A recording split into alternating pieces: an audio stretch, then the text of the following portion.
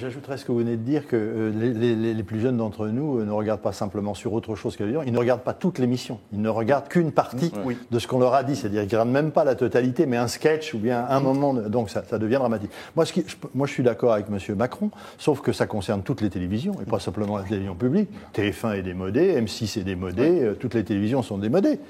Mais pour ce qui concerne France Télévisions, que je connais un tout petit peu, je veux dire, le problème de la gouvernance de France Télévisions, il ne se pose pas de la manière dont il l'a posé. C'est simplement que ce groupe France Télévisions, eh bien, jusque dans les années 95, avait un président nommé par les politiques pour 3 ans seulement, et désormais 5 ans. Et jamais aucun d'entre eux, entendez-moi bien, jamais aucun d'entre eux n'a été renouvelé. Comment voulez-vous gouverner une entreprise si votre limite de temps, c'est 3 ans et 5 ans?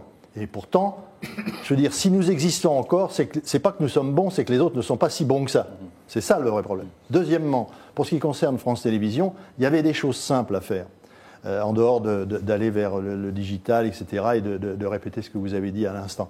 C'est simplement, il y a des économies à faire, mais quand vous parlez d'économies, par exemple, les députés à Paris qui viennent des régions vous disent qu'il faut faire des économies sur France 3. Mais si sur le quai de la gare de Nantes ou de Lens ou de Lille, il n'y a pas un journaliste de France 3 pour venir les accueillir, ils se demandent comment ils vont être réélus. Donc ils ne sont pas à une contradiction près. Ensuite, quand vous proposez des économies en faisant des choses simples, vous savez, il y a eu beaucoup de patrons de télévision qui étaient des anciens de l'ENA. Vous avez 2 réponses à l'ENA pour ne pas le faire. C'est pas aussi simple que vous le pensez, ça veut dire je me dégonfle, ou c'est beaucoup plus compliqué que vous l'imaginez. Vous avez 2 variantes, c'est la même chose. On va rien faire. Je suis pas là pour longtemps, vous n'allez pas m'emmerder. Hein? Par exemple, quand France O, qui coûte plus de 30 millions par an aujourd'hui.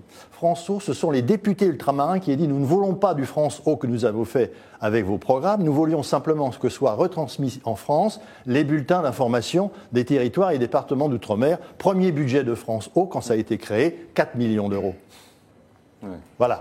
Donc voilà des choses simples. Mais je veux dire, ils ne font même pas ce que demandent. On ne fait même pas ce que demandent les gens. Là, il n'y aurait même pas eu de problème. Donc on a besoin de 50 millions d'économies cette année. Moi, je vous en ai trouvé 30. D'entrée. Perico, il manque 20 millions à trouver là. La phrase sur la honte de la République est outrancière, mais elle est fondée. Je respecte mes confrères et collègues de la télévision française.